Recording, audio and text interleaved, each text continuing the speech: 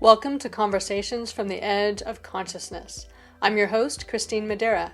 For me, and possibly for you, the inner world of consciousness has always been much more real and way more fun than the so-called real material world. Growing up, I thought I was alone in this, but I'm not. There are a lot of us, and far too many have no one to talk to who shares this experience. I've been lucky to cultivate a community of friends who love to talk about the energies, ideas, and vibrations that are pushing the edges of our own consciousness, as well as our collective consciousness. In Conversations from the Edge, we share our conversations with you. Welcome to Conversations from the Edge of Consciousness. I am your host, Christine Madera, and today is our first conversation with Dr. Jenn Phoenix Hatfield. So Dr. Jenn and I met 8 or 9 years ago when we were both establishing businesses in the Asheville area. Jenn is a chiropractor and me as a hypnotherapist. And we've both really evolved from those starting places in different but very interesting ways, which we'll get into in our conversation. So welcome, Dr. Jenn. Thank you. It's good to be here. It's going to be fun. We do end up having some interesting talks. So this is terrific. So to give people a little bit of background, and me as well, because things have changed so much for both of us, what inspired you to become a chiropractor, and how did you evolve from being a chiropractor to being the intuitive phoenix, which is how you're known now? Well, I decided, I became a chiropractor when, after I had been experiencing migraine headaches every day for over a year. And despite going to see numerous doctors and specialists and even taken to the emergency room by rescue on more than one occasion, nobody could figure out what was going on. Everything was coming back as normal. And at that point, the doctors said, well, here's prescription medications. And just plan on taking these essentially for the rest of your life. Oh, man. And I was like, no, this is not okay. This is not what I want to do. At that point, I was in my early 30s. And I just couldn't imagine. At the same time, there was a lot of reports in the news about some of the medications, one of which is what was prescribed to me, about people dying and some of the side effects, and they were even considering taking it off the market. Oh my gosh. And I'm like, I don't want to do this at this point in my life. So I continued to search for other avenues to address what was going on with me. And it was through that I came across a description of a chiropractor one day in something I was reading, and it caught my attention. So I made an appointment with one. And for the first time throughout all of this, well, the stress and frustration and the pain that I had been dealing with for well over a year, for the first time, when I walked into this office, I felt taken care of. I felt heard. I was acknowledged. And I left that first appointment with hope. Now, because they did tests that day, they took x-rays, I didn't know what was happening yet, but just that experience alone started to change things. So when I went back, yes, I know.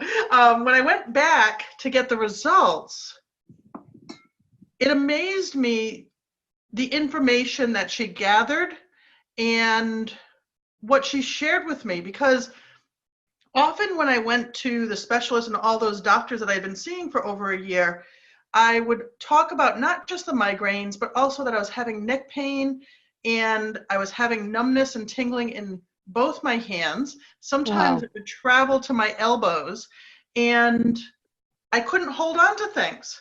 I was dropping things all the time. And I said, I don't know how this is related, but somehow I know these things are all tied together. Doctors at that point did not acknowledge that. They said, oh, it's just carpal tunnel. We'll talk about surgery for that. we've got to address these migraine headaches. Right. And so I felt disregarded. And then I walk into the chiropractor and I start hearing the results. And not only does she point out how the neck pain and what was happening in my arms and hands was related, and that it was also tied into the migraines, she could show it to me in x-rays and in the results of the tests that she did. Wow. And Makes all the difference when somebody's actually paying attention to you. It really did. It really did. And it validated what I knew that I had been experiencing, what I had been feeling. Mm-hmm. And so, of course, I committed to regular chiropractic care. And even that first day, I can remember after that first adjustment, I drove home crying. The difference was previously for that year, I had driven home from work crying most days because of the level of pain. Mm-hmm. But today I was crying because for the first time in over a year, I did not have pain. Wow. And through the consistent care that I received from this doctor, I started to develop a level of awareness and understanding of just how powerful of a healer that we are, that our body is, and that I hadn't recognized that. Two, I, with the help of the previous doctors, had ignored what my body had been telling me for years. Well, and I just wanted to actually, interrupt your own introduction. Sure. by acknowledging that, you knew. And even if it was something that somebody else was telling you that, oh no, this is not related, this is this, those are separate things, we're going to address those differently. Like, you listen to yourself. And I think that makes all the difference as a patient. And it's very empowering, I would imagine, for other people who are going through something where they're not being acknowledged, to really understand that you actually, when you're tapped into your own body and your own needs, you know what's going on. You may not know exactly what's going on, but like what's true and what's not true based on what somebody's telling you. Oh, this is related, this is not related. And, you can really, if you're listening to yourself, be your own best judge of if you're getting best care, and also your own best advocate, because you know when things are right and when they're wrong. Absolutely. I mean, that even to this day, now, of course, that experience and then the consistent care and what I was learning led to a conversation with my chiropractor. And one day she said, "I don't like your job." And I looked at her and I said, "I don't like my job either, but why don't you like my job?" And she said, "Well, you sitting at a desk all day and working on a computer is only contributing to the issues that you're experiencing in your spine, in your neck, that's tied to all these symptoms that you've had for this last year or more. And it's not helping you. And then the fact that you don't like it contributes to the stress that you're experiencing. Mm-hmm. And none of that is helping or supporting your healing process." And at that point, I said, "Well, I'm actually looking to go back to school because I don't like my job." And that's when she introduced chiropractic as an option. Wow. Like, really? And she said, "Yes, why not?" I'm like, well, I never would have considered becoming a doctor of anything. Right. And so I started shadowing her in the office 3 days a week. Mm-hmm. And I did that for a number of weeks. And the more that I observed and the more that I heard her explain things, I was like, I want in on this. And I applied and started chiropractic school 9 months later. Wow. At which point I had no more migraine headaches.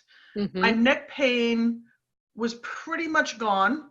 The numbness and tingling in my hands was gone. I was no longer dropping things. And on top of that, once those symptoms started to go away, I started to realize it wasn't just neck pain. I had some hip pain and some knee pain and some other things that were going on. Mm-hmm. But I wasn't aware of it because the other pain was so prevalent. Mm-hmm.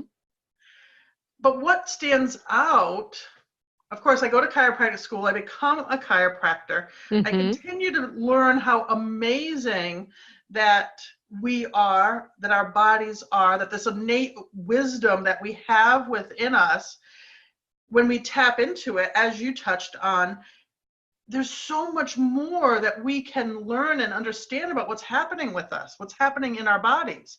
And when we pay attention to that, to me, that's where the magic happens. And even to this day, I tell my patients, I tell my clients that if something that I'm saying to you about your body, about your being doesn't resonate, or you are receiving information that's different or something else, say it. Because I'm not your body, I'm not your being. You know more than I do. I just help you tap into that. Right, which brings us to what you're doing now, which is not the same as what you were doing as a chiropractor. It's been a really great evolution, and and it's sort of this ongoing evolution. So, where you are 2 years from now might be very different from where you are now. But how did you go from being, not you, you were my chiropractor, so you were not quite the traditional, let's crack all your joints chiropractor. So you were already a little bit different. But how did you get from being kind of a chiropractor to being the intuitive phoenix? Because that is an entirely different way to approach the body. Yes. And, it started probably soon after I started practicing as a chiropractor, because I quickly understood that there was so much more happening in the body than what I was addressing physically as a chiropractor. And even though I understood that, I didn't know how to support somebody in that or how to help them tap into it. And this also applied to me. I was experiencing my own things and didn't know how to address it or take it to that next level or that next step. So I started first, I did some training in shamanic healing and, of course, listening and reading. And it was through my own journey and connecting to a practice of chiropractic called Corin specific technique that gave me an avenue first to know I could ask questions of my body and receive immediate answers. Mm-hmm. And as I started to do that, what I recognized is I was less analytical, which required me to be up in my head constantly throughout the day. And it created this space. And when that space was available to me, I started to receive information. And it started off with simple things like somebody would come in, they'd get on the table to be adjusted, and I would check their jaw. Something I probably had never done with that person, and it wouldn't be part of like an everyday analysis or process. But I just knew on that given day I was supposed to check their jaw, and I would end up adjusting it. And the person would say, "Why did you do that today?" And I'd be like, honestly, I don't know. And then they would share with me, well, the reason I'm asking is because I forgot to tell you that over the weekend, my jaw locked up. Wow. And I'd be like, okay, well, now I know that when I get these signs or these nudges, that it's important that I pay attention to that. And it started off with physical things like adjustments, and it might be a foot or a knee or something else. But then it started to be questions to ask a person who had come in for an appointment. Mm-hmm. We might be trying to figure out why the person wasn't responding the way I would expect or the way they'd expect. So we knew there were other contributing factors, and I would be given this question. And it would seem such a random question, nothing I could have known about the person. But yet, when I would ask those questions, they'd be like, "Oh, I didn't think of that. Yes, that's it." And then again, would say, Well, how would you know to ask that question? Or another day, and this one always stands out to me, a very polite professional woman who used to come in and get adjusted. She's lying on the table, and I receive this hit of information to tell her when she gets up that she's perfect as she is. Mm-hmm. And I was like, what? Really? Because this is not the conversations I would normally have had with this woman. So it felt a little uncomfortable to just look at her and say, like, you're perfect as you are. So at this point, because this had been happening more frequently, I felt like I was having a conversation with wherever this information was coming from. And I'm like, you really want me to say this? And it was clear that I was supposed to. So I said, okay. She gets up and I said, this might sound a little strange, but I have a message for you. And that message is, you're perfect as you are. And she burst into tears. I bet, yeah. And said to me, there's no way you could have known this, but I absolutely needed to hear that today. So wow. I just kept getting confirmation like that this information that I was receiving from, I don't know where exactly, mm-hmm. was valid, was relevant, and was making a difference to the healing that I could provide to people for their overall quality of health and well-being. To the point that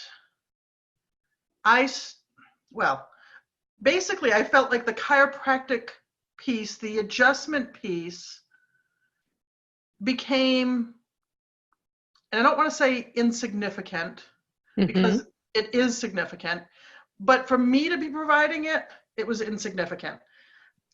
There's a lot of fabulous chiropractors out there, mm-hmm. and at this point, I knew I was being called to show up in a different way or a new way.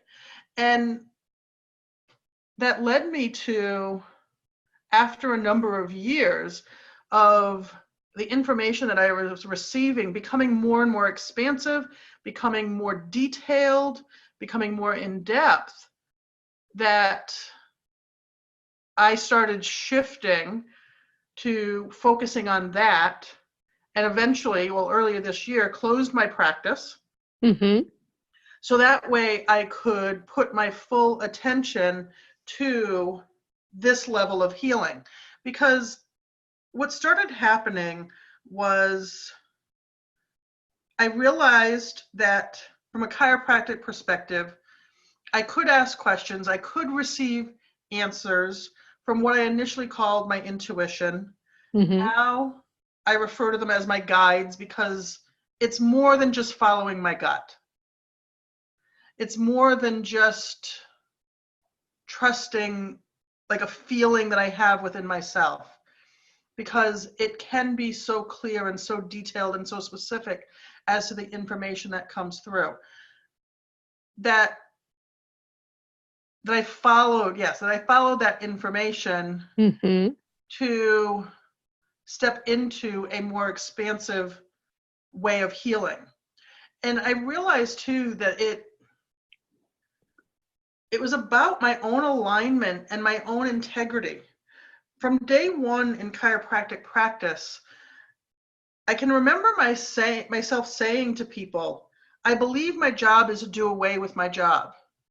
I believe mm-hmm. my job is to help you get to know and understand your body and take care of your body in such a way that you don't need me. Yeah, I remember that, because you were my chiropractor. Right. And yet I couldn't figure out how to do that with just chiropractic. Yeah. But when I was introduced to intuitive healing, to psychic healing, which is now how I refer to it, I realized I was being shown an avenue to do just that. Well, and I will remark here too that, you were my chiropractor since I first met you, so 8 or 9 years ago. And when you shifted over to KST, to that technique, I shifted from coming into your office to having chiropractic care over the phone. So, and it was actually more effective for me. because I respond really, really well to energy type of healing, more so than I respond to physical type of healing. And so, I mean, I wasn't skeptical because I'd felt the results for myself, but I was like, I know how my body works, but I was wondering how it would work for other people, because a lot of people are not as open to the idea that your body can readjust itself or heal itself or make these shifts without some kind of external mechanism creating that shift. And so how did you, and I've got there's like 10 different ways I wanted to go from this conversation. So I'm just going to ask you this one question, and Sure. then we're going to have a lot of conversations. So we'll see where we land with different times. But so how do people who are not normally open to this, because I know a number of your other clients, how did people get on board for making that shift from coming to see you physically to really begin to understand and receive the same results without actually having to have the same physical intervention? Well, it was something that certainly, I mean, just the shift from like a more traditional form of chiropractic to KST, where I asked questions. Mm-hmm. Some people were open to it. Of course, others were skeptical but willing. And then I did have some who said, no, please don't do that. Mm-hmm. And as I continued to use KST for those who are willing or open to it, they started to notice other changes in their body. And often these were people who had been seeing me, like yourself, for years. Mm-hmm. So they started to recognize, like, okay, chiropractic brings you to this level, but this ability to ask questions and respond to questions takes it to another level. And how I started to see those changes, even the most skeptical people would start coming in and having questions or having things that they wanted me to help them check in on and dive in about, as far as to achieve deeper or more expansive levels of healing. I'm laughing because I used to always show up with my list. Right. A whole list, and it had nothing to do with my body most of the time. It was just stuff I was doing for work. It was stuff in relationships. It was all kinds of other stuff. It was belief systems. It was all this. After a few years, I really didn't have any pain. So it wasn't physical things. I was coming to for chiropractic for wellness. And this was that second level or that next level of helping me really kind of address my body in a whole different way. So I get that. Like, I was showing up with all kinds of crazy stuff that I would never talk to another chiropractor about. Well, me. And right. And you weren't the only one that after, I mean, I had other people who would start to come in with lists. Mm-hmm. And, for some who were still, like, that might have been okay because they were still coming into the office. Right. How I started introducing the distance, mm-hmm. doing healing over the phone or with video on the computer, I would say things like, oh, you've got a business trip? If something comes up on that business trip, if this flares up on the trip, or if you start having any difficulties, give me a holler. We can get on the phone and we can address it. Mm-hmm. Or I can think of a woman who for some reason, prior to her vacation, I said, no, I'm available if anything comes up. And she looked at me a little strange because she hadn't been open to the idea of doing anything that wasn't in the office. Right. But yet, while she's on her vacation, all of a sudden I get a phone call and she says, can you see me at some point today? I'm having this really strange shoulder pain that I've never experienced before. And their trip was a mountain biking vacation. Oh my gosh. So she's like, I'm sure it's tied to that, but the rest of my trip is not going to be fun if I'm in pain. And I said, absolutely. And within minutes, not even minutes, but I'm on the phone with her and I'm asking questions and I'm receiving the information and I'm responding to it energetically. And all of a sudden she made this sound on the phone and I said, what's going on? Because to be honest, I was still skeptical at this time that this could really work, that I was capable of doing this. And she's like, you're not going to believe this. She's like, but the pain is gone. She's Wow. like, it's like between 6 and 8 for the last 24 hours, and it's now at a 0. And when she came back from vacation, because I said, of course, if it comes up again, let me know. I didn't hear from her the rest of her vacation. She came back and I said, how's your shoulder? She was like, what? I said, how's your shoulder? She's like, it's good. Why? And I said, well, you just called me from vacation. She's like, oh, right. She's like, wow. She's like, yeah, it never bothered me again. Oh my gosh. So it was situations like that where people would go out of town. They might go visit family, vacation, business trips, that I would start offering this as an option. Yeah, because I remember when I would go to the beach, things always happen to me at the beach. Like that's where my crazy body stuff happens. Right. As you know. And so I would call you from the beach with some kind of weird sting on my foot or some kind of like my eye blew up or, something that happens. Because for me, the beach is very awakening of all kinds of hidden things in my body. And it was amazing how well that worked. And I knew from my own experience as a hypnotherapist, when I worked with people on, one thing, so maybe it's like, say we would work on a situation at work that was a problem for them. And the next time they'd come back, they'd be like, well, you know what? It was weird. So we worked on that. The work thing, that got much better. I'm feeling much better about that. But I had this, this chronic hip pain that went away at the same time. And so the connection between what's happening at the surface of our lives and like what's happening deep inside our body and when it's trying to get our attention, and sort of unresolved issues or different things that are happening, beliefs or whatever that are kind of locked up, it's not just like one thing itself, like everything is connected. And right. So, when something comes up and you address it, however you do it through questions and beliefs or hypnotherapy or chiropractic or whatever, it really does help other things. So I can see that, doing things over the phone, eventually people would get it because they would get such wonderful results. Yes. And I did, when I did close my practice, when I did have some people who chose to follow me, who were like, absolutely, I'm going to follow you. And then there were some who said, well, I'm not sure, but we're going to try it. And then, of course, those who chose to continue with more traditional form of healing through chiropractic. What I always get excited about were those people who were skeptical, those people who said, I really want to continue to work with you, and I'm going to be really blunt, I'm not sure what I think about this. I love the fact that those people who did choose to follow me are still working with me.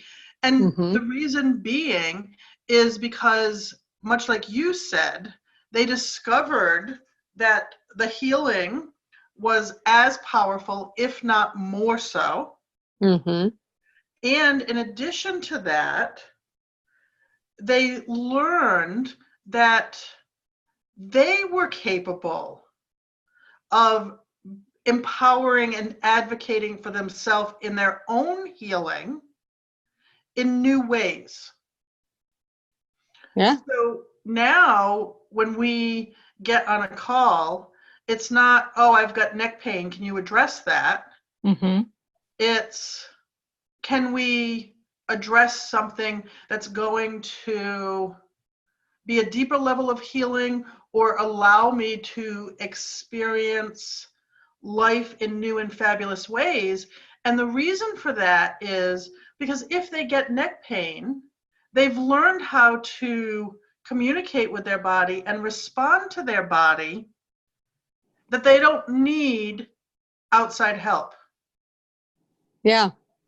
And that's one of the things that I love about this work is I can help them navigate, because of the information that I receive, developing that relationship and access that ability that they have from within themselves. Okay, so I have a question for you, because we have to go somewhere. We have to go choose a direction here, Right? and then have our next conversation. But I know I've known you for a while, and I know that this kind of intuition did not used to be your happy place.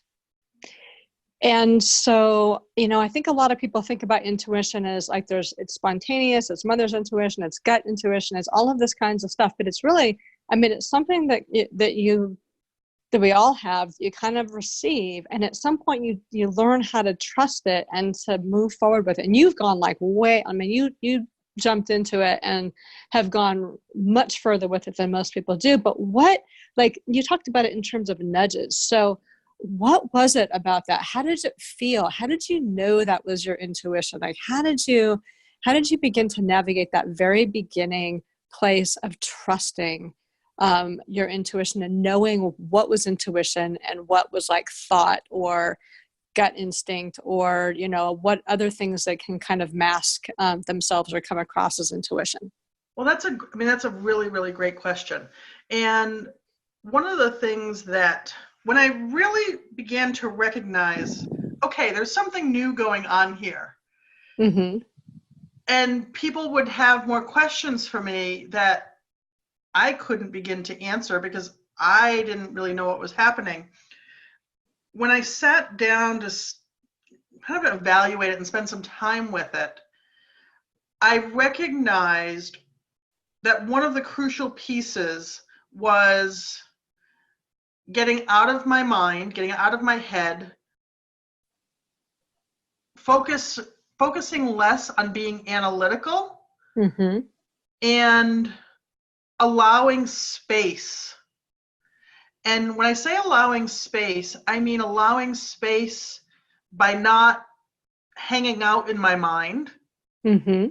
and allowing space by not filling every moment with social media or email or podcasts or audiobooks or even music, that it might just be to give myself that quiet and that space. And I recognize it's in that space where information started showing up. Mm-hmm.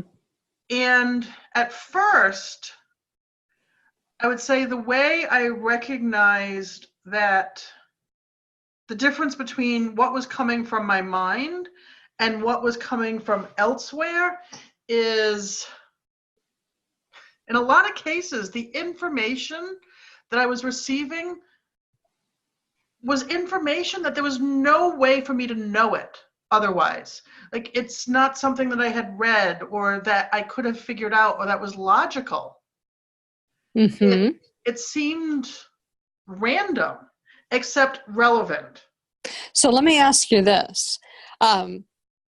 Was the quality that kind of underlaid this information that place of spaciousness?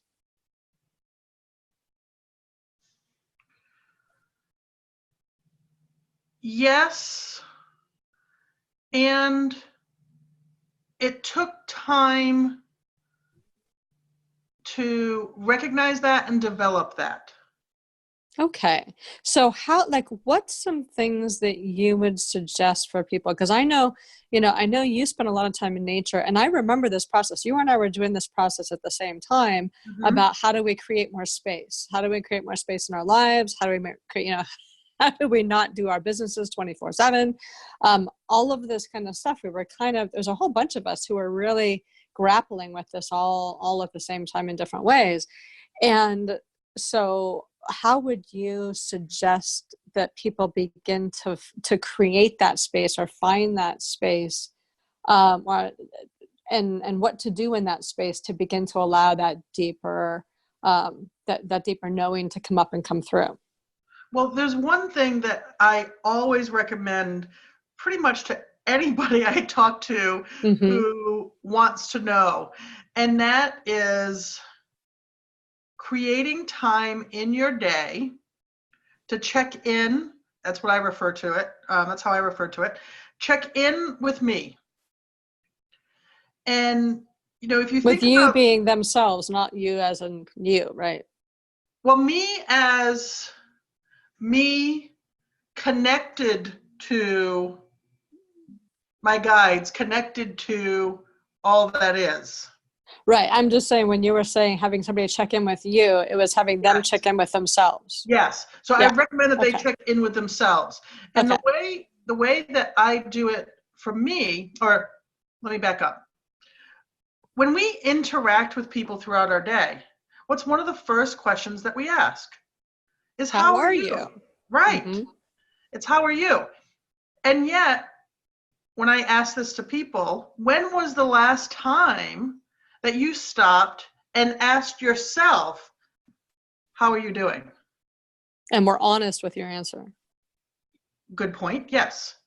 And for most people, unless they've chosen to be on a path of expanding their consciousness, of tapping into their innate ability, or have a mindfulness practice, most of them, if not all of them, say, oh, I don't know that I've ever done that. Mm-hmm. And even those who have a practice of mindfulness or meditation, many of them even say as well, like, I don't know the last time I asked how I was doing. And if I did, I don't know that I got any information that I could use. Yeah. So the place that I recommend that people start, because often people say, well, I've got too much going on. There's no way I can add another thing to my day. And I wouldn't know where to begin. And so it's too much. We always have these moments that occur naturally throughout our day, whether it's we're driving somewhere and we're at a stoplight, or we have an appointment and we arrive early, or the person that you're supposed to speak to is running a little bit behind, or you find yourself in traffic or standing in a line, Mm-hmm. or you get something done early and you've got 15, 20 minutes. Now, most of us, because we want to be productive and because we want to get so much done and have so much to get done, we automatically dive into something else. Yeah. But if we were to just stop and breathe during that space and started using that space in this way, information will start to come through. And I say information because, for instance, I can think of one woman that I worked with, and when we started to do this, she said, oh, my body has been trying to tell me for weeks I needed to stretch. And I didn't know where that information was coming from. She's like, now I realize it was coming from me. Yeah. And so it seems random because she's like, I wasn't asking about stretching. I didn't know why stretching was coming to my mind. But it was her body and her being that was saying, oh, it would really be beneficial to stretch. And often I'll say to people is, you might be pondering something. You might be trying to figure out a problem or what's the next step to take. And we often disregard the information that comes into that space because we didn't get there by logic, or we can't connect in a logical way why this is the answer or why it's related. And yet your body is providing you that information because it is. And so I tell people, if something comes into your awareness, and I say your awareness because I'm not talking about figuring it out in your mind. Yeah. When they respond to that, that's when the clarity or the insight or something shifts.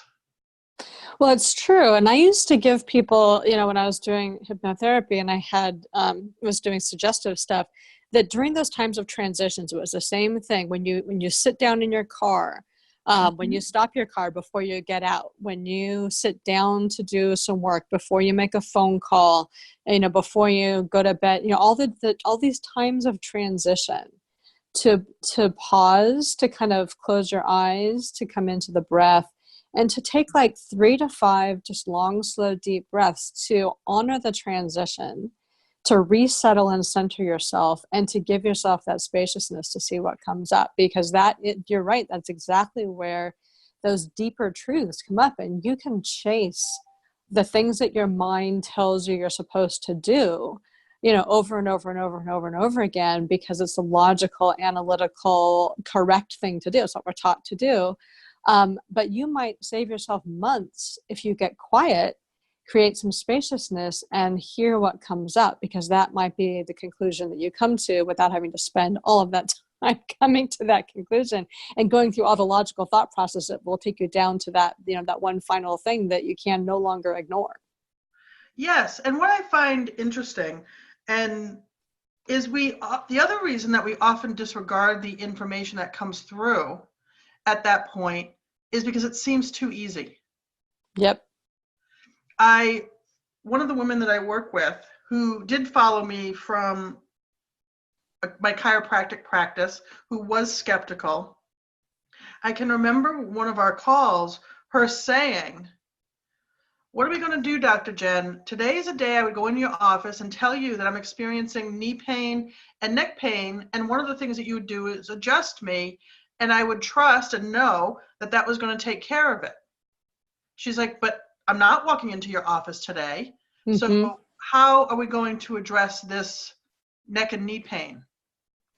And at that point, I checked in and received just a little bit of information to walk her through a very simple, I'd say meditation for lack of a better word. And I had her do some deep breathing. I had her move her focus from her mind into her body and just ask herself the question, "Okay, body, I'm listening. What do you need from me in this moment?" Oh, hold on. All right. Finish your thought, and then I want to jump in, because I'm going to have you do that for us, and then we're going to transition to our next talk, and doing other things then. Okay. And at that point, she did, and we were on video, so I could see her. And I see her close her eyes. I see her do her deep breathing, and I can see her expression change, and it gets like this smile. And so I say, "Okay, when you received an answer," I said, "open your eyes and share it with me." And she opens her eyes, and she's hesitating. And I said, "You did get information, correct?" And she said, "Yes." And I said, "Well, what did your body tell you?"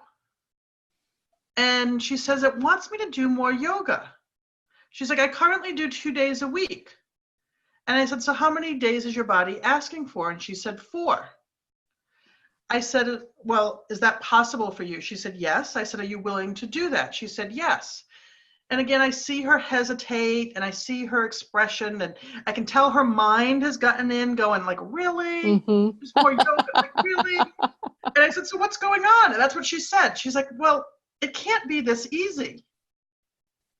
And I said, "Well, what do you mean?" She's like, "Well, I literally did a few deep breaths and asked my body what it needed, and it gave me an answer."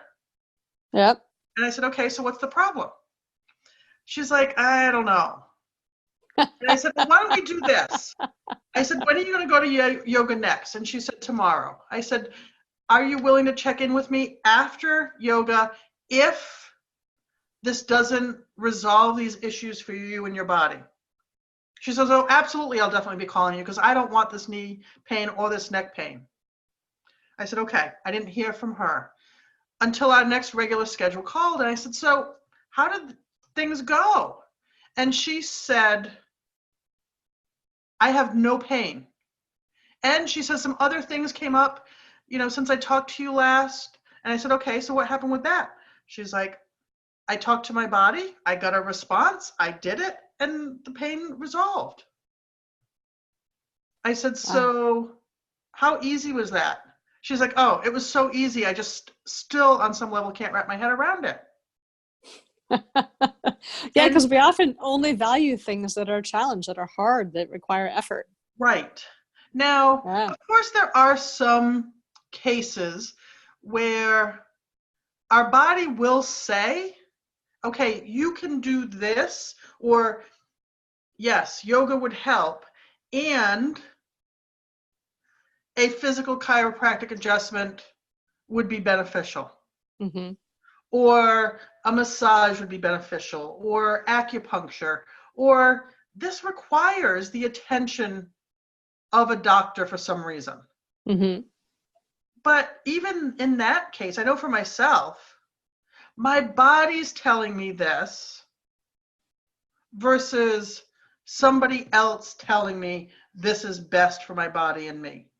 Yes. Okay. So, because we're coming close to what I like to think of my maximum time, which is about double my thinking that we should be talking time. Okay. So, can you guide us through, a fairly quick meditation about asking that question, asking our bodies what it needs from us right now, and then we'll close off and we will have more conversations about this. Okay. Sure. Okay. Okay. So I do this regularly with people, and this is the way I recommend getting started. And I'm going to keep it really, really simple. All right. Wherever you are, probably sitting, Not driving. right, not driving. Get comfortable where you are, ideally feet on the floor. And if you're okay with closing your eyes, close your eyes. And once you do that, I want you to take some nice, easy, deep breaths. And an inhale and an exhale at a pace and depth that feels good for you. There's no right or wrong way as long as you are breathing and expanding that breath. You can breathe through your nose or your mouth or both. Just continue to breathe in a way that feels good. And as you do that, I want you to shift the focus, if it already hasn't happened, from your mind into your body. You can shift it to your heart or your gut, but somewhere in your physical body other than your mind. And I want you to continue to breathe.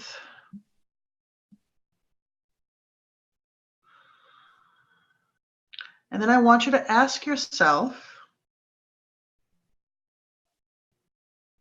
how are you doing? And I usually say, hey, Jen, how are you doing? I do talk to myself as if this is a separate part of me, even though it's part of the whole. And then open for the answer to come. As you continue to breathe, inhale and exhale. This is not a time to judge the information that may be coming or not, or to be critical of it. It's just an opportunity to hear and receive what your body and being wants to share with you.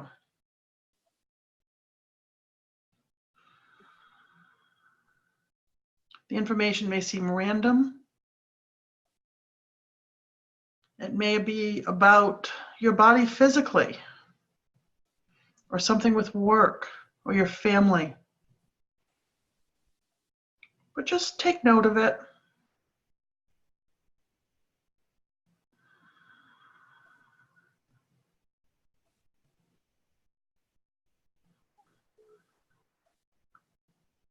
And then when you're ready, come back to your body and open your eyes.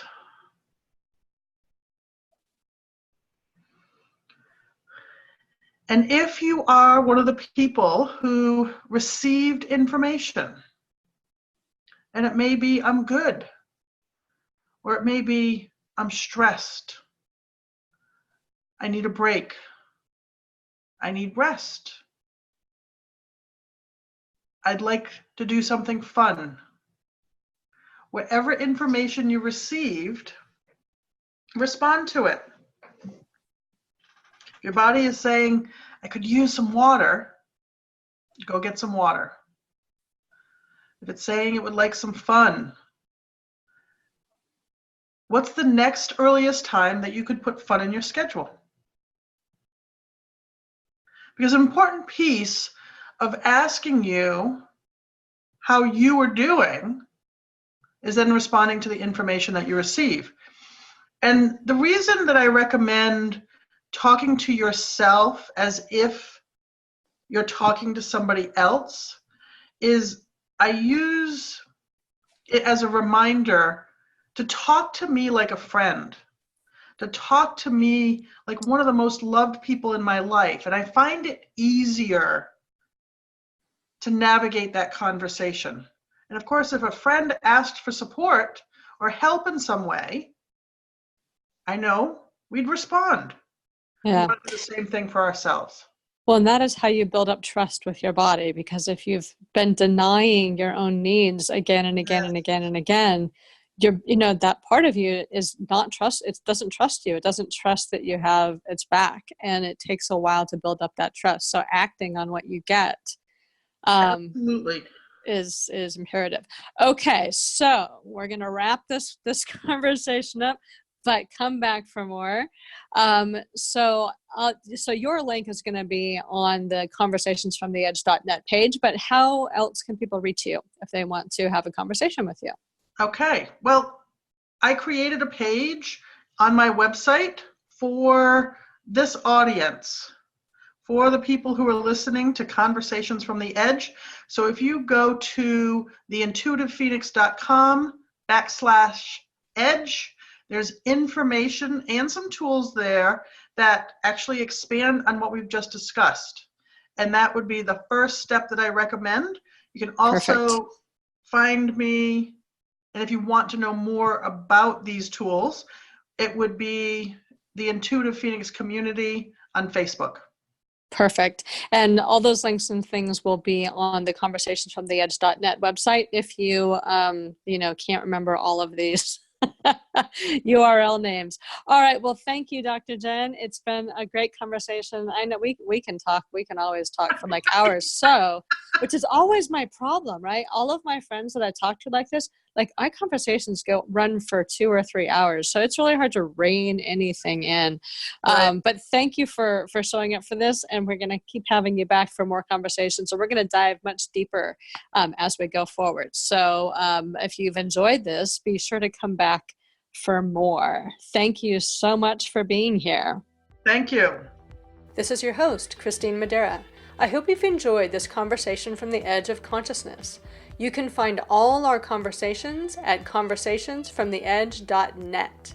You'll also find links to schedule a private conversation with me or any of my friends, as well as tools to help you expand your own consciousness and explore what's possible for you outside the boundaries of your current perceptions. Feel free to use this podcast to start your own conversation by sharing it with friends, on social media, in your blog, or even in your own podcast. And as always, live the adventure of pushing your own edge. It's the most amazing adventure there is.